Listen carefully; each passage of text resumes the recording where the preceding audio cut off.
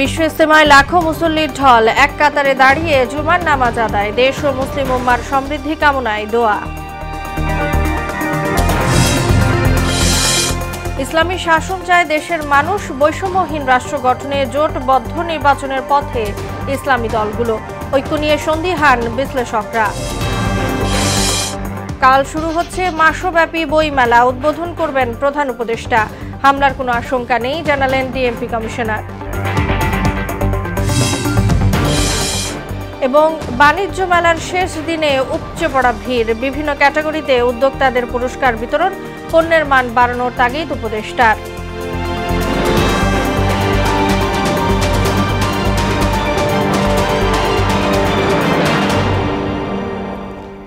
আসসালামু আলাইকুম, সবাইকে মোহনা সংবাদে স্বাগত। শুনছিলেন শিরোনাম, সঙ্গে আছি তাসনুবা বিনতে তাহের। এবার বিস্তারিত। টঙ্গীর তুরাগ তীরে বিশ্ব ইজতেমার প্রথম পর্বের প্রথম ধাপে আজ অনুষ্ঠিত হল জুমার নামাজের জামাত। ইজতেমায় অংশগ্রহণকারী লাখ লাখ মুসল্লি এই বৃহত্তম জুমার জামাতে শরিক হন। জুমার নামাজে ইমামতি করেন কাকরাইল জামে মসজিদের পেশ ইমাম হাফেজ মাওলানা জোবায়ের আহমেদ। নামাজ শেষে দেশ ও মুসলিম উম্মার সমৃদ্ধি কামনায় দোয়া চান মুসল্লিরা। এদিকে বিশ্ব ইজতেমার প্রথম দিনে ৩ মুসল্লির মৃত্যু হয়েছে। বিস্তারিত জানাচ্ছেন তানজিদ ভুঁইয়া। টঙ্গীর তুরাগ তীরে ৫৮তম বিশ্ব ইজতেমার প্রথম পর্বে অংশ নিয়েছেন ৭২টি দেশের ২,১৫০ জন বিদেশি মেহমান। দেশের বৃহত্তম জুমার নামাজে অংশ নিতে ভোর থেকে ছুটে আসেন লাখো মুসল্লি। মূল ময়দানে জায়গা না পেয়ে আশপাশের বিভিন্ন সড়ক, ফুটপাত ও খালি জায়গায় অবস্থান নিয়ে নামাজ আদায় করেন সবাই। এ সময় দেশ ও মুসলিম উম্মার শান্তি কামনায় দোয়া করেন মুসল্লিরা। বিশ্বের যত মুসলমান নির্যাতিত নিপীড়ন আছে সবাই শান্তিতে থাকুক। চূড়াই নাজারের অধীনে 2 ধাপে অনুষ্ঠিত হচ্ছে। প্রথম ধাপ জানুয়ারি 31 ও ফেব্রুয়ারি 1-2। সমস্ত মুসলমান এক হয়ে যাও, কাট্টা হয়ে যাও, বাস ফিস। জুম্মার নামাজে অংশ নিয়ে দোয়া কামনার পাশাপাশি সার্বিক নিরাপত্তা ও বাংলাদেশের আন্তরিকতার প্রশংসা করেন ভিনদেশি মুসল্লিরা।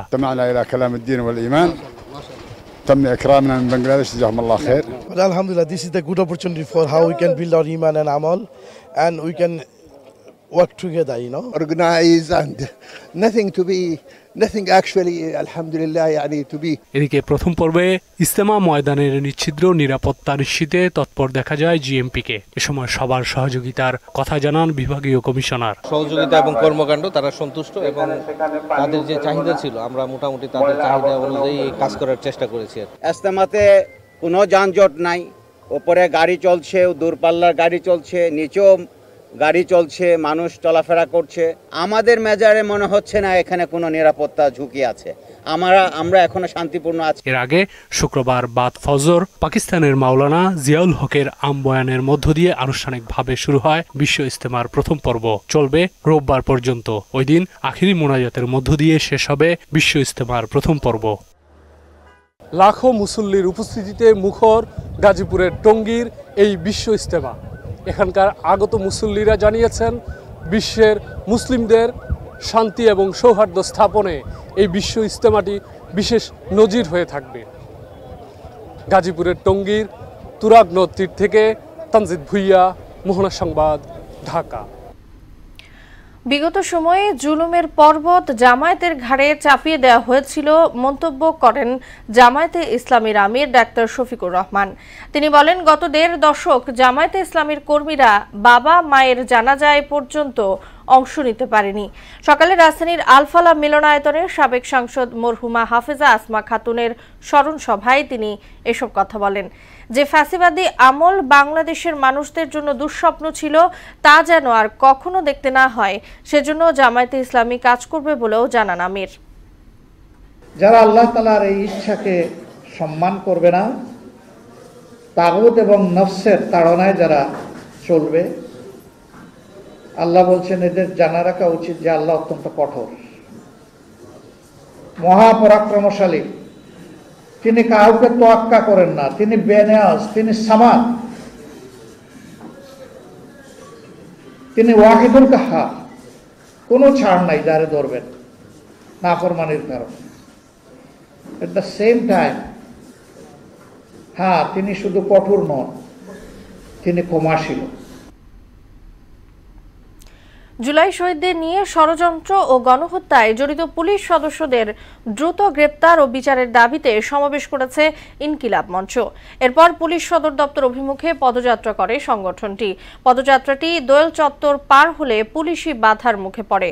পরে রমনা জোনের ডিসির কাছে 5 দফা স্মারকলিপি হস্তান্তর করেন সংগঠনের মুখপাত্র শরীফ ওসমান হাদি।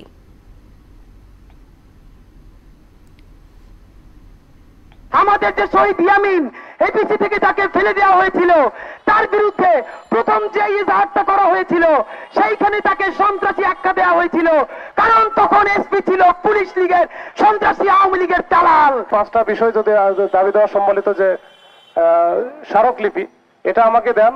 আমি আজকে তো শুক্রবার, আজকে পুলিশ হেডকোয়ার্টার বন্ধ, এখানে তো ঊর্ধ্বতন কর্মকর্তা এইভাবে নাই। আমি কালকে ইনশাল্লাহ এটা আমি আইজিপি স্যারের কাছে পৌঁছে দেওয়ার ব্যবস্থা করব। বৈষম্যহীন রাষ্ট্র গঠনে জোটবদ্ধ নির্বাচনের পথে হাঁটছে ইসলামী দলগুলো। এসব দলের নেতাদের দাবি, বিগত সরকারের সীমাহীন অনিয়ম, দুর্নীতি, দুঃশাসনের কারণে অধিকার বঞ্চিত জনগণ বিকল্প শক্তি হিসেবে দেশে ইসলামী শাসন দেখতে চায়। তবে রাজনীতির মাঠে ইসলামী দলের ঐক্য টিকে থাকা নিয়ে সন্দিহান রাজনৈতিক বিশ্লেষক প্রফেসর ডক্টর শম আলী রেজা। বিস্তারিত জানাচ্ছেন ওবায়দুল হক মারুফ। অতীত সরকারের গুম খুন, জেল জুলুম ও বিচার বহির্ভূত হত্যাকাণ্ড সহ সীমাহীন নির্যাতনে 1.5 যুগেরও বেশি সময় ধরে অভ্যন্তরীণ ঐক্য ধরে রাখার নীতিতে চলছিল ইসলামী দলগুলো। গেল 5 আগস্ট ছাত্র জনতার আন্দোলনে রাজনৈতিক পট পরিবর্তনের পর ছোটখাটো বিভেদ ভুলে বৈষম্যহীন রাষ্ট্র গঠনে নিজেদের বিকল্প রাজনৈতিক শক্তি হিসেবে গঠন করছে তারা। বিগত সময়ে নানা নির্যাতনের কথা উল্লেখ করে ঐক্যবদ্ধভাবে নির্বাচনে অংশ নেয়াকে জরুরি বলে মনে করেন হেফাজত ইসলাম ও খেলাফত মজলিসের নায়েবে আমির আহমদ আলী কাসেমি। বিচার ছাড়া মানুষকে গুম করে ফেলে। ইসলামী শাসন আসলে তো বিচার বহির্ভূত কোনো হত্যা হবে না। ইসলামের বিরুদ্ধে কোনো রকমের কোনো কাজ জাতীয়ভাবে বা দেশে যাতে না হয়, এটাকে ঐক্যবদ্ধভাবে মোকাবেলা করতে হইলে এখনই আমাদের একতা প্রয়োজন, ঐক্যবদ্ধতা প্রয়োজন। আগামী নির্বাচনে যাতে ইসলামী দলগুলো একটা ফ্যাক্টর হয়, আমরা সকলে মিলে এক আসনে একজনকে যাতে প্রতিদ্বন্দ্বিতা করাই। সুশাসন প্রতিষ্ঠায় বিকল্প শক্তি হিসাবে ঐক্যবদ্ধ ইসলামী শক্তিকে জনগণ ক্ষমতায় দেখতে চায় বলে দাবি করেন ইসলামী আন্দোলনের যুগ্ম মহাসচিব গাজী আতাউর রহমান। ফেসিবাদী একটা শক্তি ছিল আওয়ামী লীগ, তারা নাই, কিন্তু সেই সিস্টেমটা কিন্তু এখনো পর্যন্ত পুরো বিলোপ হয় নাই। তারা যা করতো এখনো একটা শ্রেণী তাই করে। যারা অতীতে দেশ শাসন করেছে তাদের প্রতি আস্থাশীল না। তারা যত কথাই বলুক, তারা পরীক্ষিত, তারা কি করে, কি করতে পারে। এই জন্য মানুষ নতুন বিকল্প শক্তি চাচ্ছে। আমরা যদি সকল ইসলামী শক্তি যদি ঐক্যবদ্ধ হতে পারি, তাহলে আমরা এখানে একটা বিকল্প রাজনৈতিক শক্তি হিসাবে আমরা আবির্ভূত হতে পারি।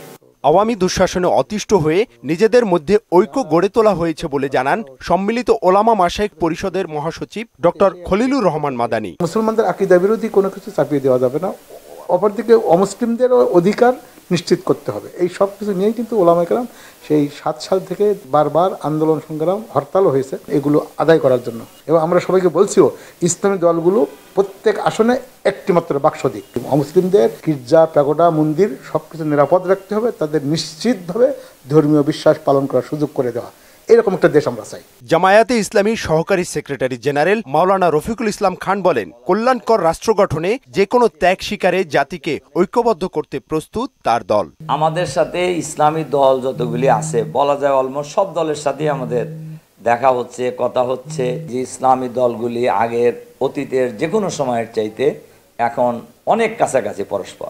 নির্বাচনকে সামনে রেখে ইসলামী দলগুলোর ঐক্য কতটা পরিপক্কতা পাবে তা এখনই বলা যাচ্ছে না বলে মনে করেন ঢাকা বিশ্ববিদ্যালয়ের রাষ্ট্রবিজ্ঞান বিভাগের অধ্যাপক SM আলী রেজা। কম্পিটিটিভ একটা এনভায়রনমেন্ট ডেমোক্রেসির জন্য খুব জরুরি, ঐক্যটাও জরুরি। তবে এই ঐক্যটা সাস্টেনেবল হওয়ার জন্য আমার মনে হয় আরও কিছুদিন আপনাকে এটা দেখার জন্য অপেক্ষা করতে হবে। পলিটিক্সে স্বার্থের বিষয় থাকে, এই স্বার্থ যদি কারো কৌশলগত স্বার্থ রক্ষিত না হয় তখন তারা এখানে স্টিক থাকবেন, এটা এই মুহূর্তে বলা কঠিন। যদি ইসলামিক দলগুলো ঐক্যবদ্ধ হতে পারেন তাহলে এক ধরনের একটা কম্পিটিটিভ পলিটিক্যাল এনভায়রনমেন্ট তৈরি হবে। সবকিছুর পরও গণঅভ্যুত্থান পরবর্তী সময়ে রাজনৈতিক প্রতিহিংসা এড়িয়ে জাতীয় ঐক্যই বেশি জরুরি বলে মনে করছেন এ বিশ্লেষক। কৌশলের মধ্যে বাংলাদেশ রাষ্ট্রের স্বার্থ খুব জোরে সোরে থাকা জরুরি। ওবায়দুল হক মারুফ, মোহনা সংবাদ, ঢাকা। স্বার্থকে কাল শুরু হচ্ছে অমর একুশে গ্রন্থমেলা। বিকেল ৩টায় উদ্বোধন করবেন প্রধান উপদেষ্টা ডক্টর মোহাম্মদ ইউনূস। প্রতি বছরের মতো এবারও মেলা হবে সোহরাওয়ার্দী উদ্যান ও বাংলা একাডেমি প্রাঙ্গণে। এবারের প্রতিপাদ্য জুলাই গণ অভ্যুত্থান, নতুন বাংলাদেশ বিনির্মাণ। এখনও শেষ হয়নি স্টল নির্মাণ সহ সাজসজ্জার কাজ। সুরাইয়া মুন্নি জানাচ্ছেন বিস্তারিত। রাত পোহালেই শুরু অমর একুশে বইমেলা। লেখক, পাঠক আর প্রকাশকের পদচারণায় মাসব্যাপী মুখর হবে বইমেলা প্রাঙ্গণ। এরই মধ্যে বইমেলার জন্য বাংলা একাডেমির প্রস্তুতি প্রায় শেষের দিকে। চলছে স্টলগুলোতে রং দেয়া সহ শেষ সময়ের গোছগাছ। চাপ বেশি, কিন্তু যে লোক কম, মিস্ত্রি সংকটের কারণে স্টলগুলো রেডি করতে দেরি হয়। আর কাঠমিস্ত্রির কাম যদি কমপ্লিট থাকতো তাহলে রঙের কাজ আর দেরি হতো না। আমাদের খালি কালারটা ফাইনাল টান্ডা দিলেই কালার হলে শেষ। আমাদের স্টল প্রায় শেষের পথে। এবছর বইমেলায় 4 ভাষা শহীদদের পাশাপাশি থাকছে জুলাই চত্বর। পুরো সোহরাওয়ার্দী উদ্যানের বিস্তৃত মেলায় থাকছে 708টি স্টল ও 37টি প্যাভিলিয়ন। সাপ্তাহিক ছুটির দিন ও 21শে ফেব্রুয়ারি ছাড়া প্রতিদিন বিকেল 3টা থেকে রাত 9টা পর্যন্ত চলবে মেলা। সরকারি ছুটির দিন শুক্র ও শনিবার বেলা 11টা থেকে রাত 9টা পর্যন্ত সর্বসাধারণের জন্য উন্মুক্ত থাকবে মেলা। আমরা সবাই আশাবাদী মেলাটা সফল সমৃদ্ধভাবে সে আগের মতোই আমরা যেন উদযাপন করতে পারি। এই বছরের বই মেলাতে খুব জাঁকজমক হবে, স্টলও বেশি আছে, লোকজনও ভিড় হবে। আমাদের বাঙালি সত্তার এই বই মেলাটি আসলেই খুব উল্লেখযোগ্য ভূমিকা রাখে, বিশেষ করে পাঠক তৈরিতে। সুরাইয়া মুন্নি, মোহনা সংবাদ, ঢাকা। বইমেলায় কোনো হামলার আশঙ্কা নেই, সার্বিক নিরাপত্তা নিশ্চিতে ব্যবস্থা নেওয়া হয়েছে জানিয়েছেন ডিএমপি কমিশনার শেখ মোহাম্মদ সাজ্জাদ আলী। সকালে মেলা প্রাঙ্গণ পরিদর্শনে এসে তিনি এসব কথা বলেন। ডিএমপি কমিশনার জানান, নিরাপত্তায় কন্ট্রোল রুম, সার্চ লাইট সহ র্যাব, পুলিশ ও গোয়েন্দা সংস্থার সদস্যরা কাজ করবে। ঢাকা বিশ্ববিদ্যালয় এলাকায় ভারী যান চলাচল বন্ধ থাকবে আর অন্য যানবাহন চলাচল নিয়ন্ত্রণ করা হবে। সিসিটিভি দ্বারা সমগ্র এলাকা নিরাপত্তা বেষ্টনীর মধ্যে আনা হয়েছে এবং এই কন্ট্রোল রুমের মাধ্যমে পুরো এলাকার নিরাপত্তা ব্যবস্থা তদারকি করা হবে। কোনোরূপ বিস্ফোরক দ্রব্য, দাহ্য পদার্থ, মাদক যাতে প্রবেশ না করে তাদের জন্য আমাদের ব্যাপক তল্লাশি থাকবে। ডগ স্কোয়াডও কাজ করবে। 5 আগস্ট পরবর্তী প্রেক্ষাপটে জাতি গভীর সংকটের মধ্যে দিয়ে যাচ্ছে বলে মন্তব্য করেছেন ঢাকা বিশ্ববিদ্যালয়ের উপাচার্য অধ্যাপক নিয়াজউদ্দিন খান। সকালে ঢাকা বিশ্ববিদ্যালয় উদ্ভিদ বিজ্ঞান অ্যালামনাই অ্যাসোসিয়েশনের পুনর্মিলনীতে এমন মন্তব্য করেন তিনি। একই অনুষ্ঠানে ব্যাংকিং খাতের চোরদের কারণে অর্থনীতির বেহাল অবস্থা বলে মন্তব্য করেন সংগঠনের সভাপতি ডক্টর মোহাম্মদ আতহার উদ্দিন। মাহবুব হাসান রিপনের প্রতিবেদন। দেশে উদ্ভিদবিজ্ঞান শিক্ষা ও গবেষণার প্রসারে গুরুত্বপূর্ণ অবদান রাখা ঢাকা বিশ্ববিদ্যালয় উদ্ভিদবিজ্ঞান অ্যালামনাই অ্যাসোসিয়েশনের ৯ম পুনর্মিলনী শুক্রবার কার্জন হল চত্বরে অনুষ্ঠিত হয়। সংগঠনের সাধারণ সম্পাদক অধ্যাপক ড মোহাম্মদ আবুল বাশার ও উদ্ভিদবিজ্ঞান বিভাগের চেয়ারম্যান অধ্যাপক ড মিহিরলাল সাহা সহ অন্যরা এতে যোগ দেন। ঢাকা বিশ্ববিদ্যালয়ের উপাচার্য অধ্যাপক ড নিয়াজউদ্দিন খান প্রধান অতিথি হিসেবে এর উদ্বোধন করেন। এ সময় তিনি বলেন, চলমান রাজনৈতিক বাস্তবতায় দেশ সংকটকাল অতিক্রম করছে। This is the time for us to stand together. এই যে আমি দাঁড়িয়ে আছি, আমার পায়ের নিচে মানুষের রক্ত। There is no going back, there is no second thought. আমাদের সামনে এগোতে হবে। মানুষের রক্তের ঋণ এখন আমার সাথে, আপনার সাথে। অ্যাসোসিয়েশনের সভাপতি এবং আজমত গ্রুপের চেয়ারম্যান ও মোহনা টেলিভিশনের ডক্টর মোহাম্মদ আতহার উদ্দিন এতে বলেন, ব্যাংক খাতের দুর্নীতির কারণে অর্থনীতি চরম বেহাল। এই অবস্থায় দেশের তৈরি পোশাক শিল্প ধ্বংসের মুখে। এই অ্যালামনাই অ্যাসোসিয়েশনের হাল ধরেছি, তখন যে অবস্থা আমার ছিল আজকে সেই অবস্থা আমি নাই। আমার সামনে একজন গার্মেন্টের লোক বসে আছে, উনি হয়তো বুঝতে পারবেন যে গার্মেন্টের এখন কি অবস্থা যাচ্ছে। আগের সরকার আমাদের ওয়ার্কারদেরকে 60% বেতন বাড়িয়ে দিয়ে গেছেন, 60%। তারপরে এখন আবার নতুন গভর্নমেন্ট এসে ওই 160%-এর উপরে 9% বাড়িয়ে দিয়েছেন। 24 লক্ষ টাকা দিতাম আমি গ্যাস বিল, এখন দেই 1 লক্ষ। কোথেকে দেবো তার কোনো হিসাব নাই। বেতনের সময় আমরা সবাই ঘাবড়ে যাই, বেতনটা কোথেকে দেবো? একটা বেতন দিলে আরেকটা বেতন চলে আসে।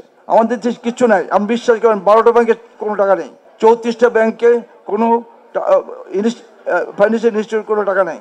এই সময় সংগঠনের উন্নয়নে প্রয়োজনীয় সহায়তা অব্যাহত রাখার কথাও জানান তিনি। যতটুকু সম্ভব আমি করেছি এবং ভবিষ্যতেও করবো, আমার থাকুক আর না থাকুক। মাহবুব হাসান রিপন, মোহনা সংবাদ, ঢাকা।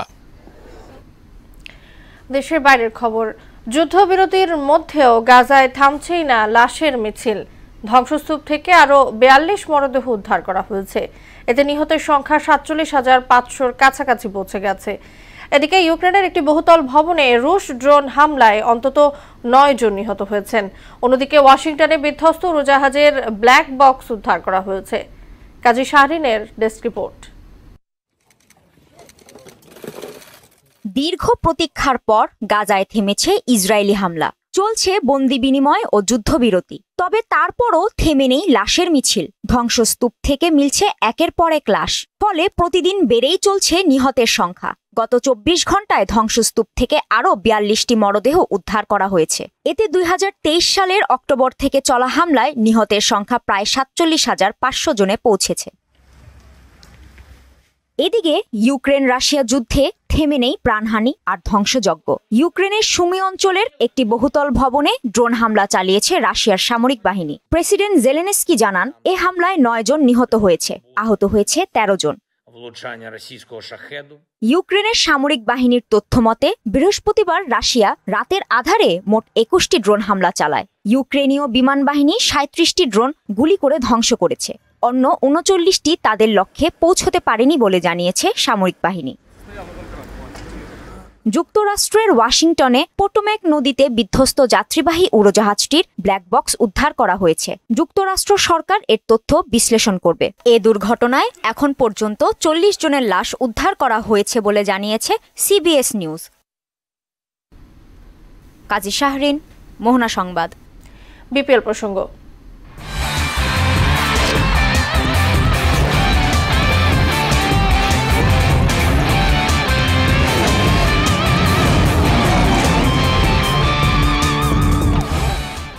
কাল শেষ হচ্ছে বিপিএল এর লিগ পর্ব, যেখানে প্রথম ম্যাচে খুলনা টাইগার্সকে মোকাবেলা করতে হবে আশাহীন ঢাকা ক্যাপিটালসকে, আর শেষ ম্যাচে মুখোমুখি হবে চিটাগাং ও বরিশাল।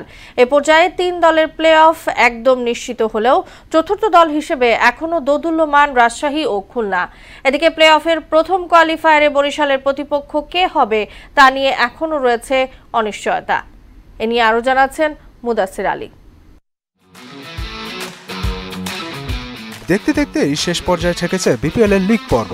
18 পয়েন্ট নিয়ে টেবিলের শীর্ষে থাকা ফরচুন বরিশাল যে প্লে অফের প্রথম কোয়ালিফায়ারে খেলছে তা একদম নিশ্চিত। এদিকে সবার আগে প্লে অফ নিশ্চিত করেও যেন এখনো ঢুকছে রংপুর রাইডার্স। লিগ পর্বে তারা খেলে ফেলেছে সব ম্যাচ। প্রথমে টানা 8 ম্যাচ ধরে জয়ের ধারা অব্যাহত রাখলেও পরে 4টিতে হেরে যেন কোয়ালিফায়ার খেলা নিয়ে অনিশ্চয়তা পড়ে গেছে দলটি। এর আরও একটি কারণ চিটাগং কিংসের ঘুরে দাঁড়ানো। 11 বার মাঠে নেমে রংপুরের সমান হার তাদের। বাকি আছে মাত্র একটি ম্যাচ, জয় পেয়েছে 7টিতে, আবার রান রেটেও এগিয়ে গেছে দলটি। লিগ পর্বে নিজেদের শেষ লড়াইয়ে বরিশালকে পরাস্ত করতে পারলে রংপুরের সমান 16 পয়েন্ট হলেও রান ব্যবধানে 2 নম্বরে চলে আসতে পারে চিটাগং। এর ফলে প্রথম কোয়ালিফায়ারে বরিশালের প্রতিপক্ষ হতে পারবে তারা।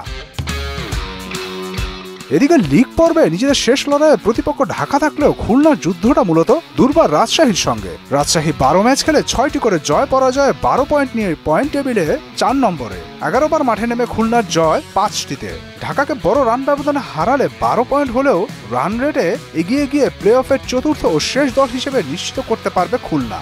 এতে স্বপ্নভঙ্গ হয়ে যাবে রাজশাহী। এখন দেখবার পালা লিগ পর্বের শেষটা কেমন হয়। মুদাসির আলী, মোহনা সংবাদ।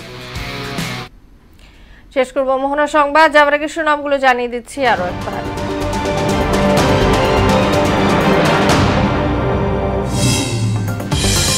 বিশ্ব ইজতেমায় লাখো মুসল্লির ঢল, এক কাতারে দাঁড়িয়ে জুমার নামাজ আদায়, দেশ ও মুসলিম উম্মার সমৃদ্ধি কামনায় দোয়া। ইসলামী শাসন চায় দেশের মানুষ, বৈষম্যহীন রাষ্ট্র গঠনে জোটবদ্ধ নির্বাচনের পথে ইসলামী দলগুলো, ঐক্য নিয়ে সন্দিহান বিশ্লেষকরা। কাল শুরু হচ্ছে মাসব্যাপী বইমেলা, উদ্বোধন করবেন প্রধান উপদেষ্টা। হামলার কোনো আশঙ্কা নেই জানালেন ডিএমপি কমিশনার। এবং বাণিজ্য মেলার শেষ দিনে উপচে পড়া ভিড়, বিভিন্ন ক্যাটাগরিতে উদ্যোক্তাদের পুরস্কার বিতরণ, পণ্যের মান বাড়ানোর তাগিদ উপদেষ্টার। এই ছিল মোহনার সংবাদে। পরবর্তী সংবাদ রাত 12:30টায়। মোহনার সবশেষ খবর জানতে ভিজিট করুন www.mohana.tv। সংবাদ দেখতে পারেন ফেসবুক ও ইউটিউবেও। এতক্ষণ সঙ্গে থাকার জন্য সবাইকে ধন্যবাদ।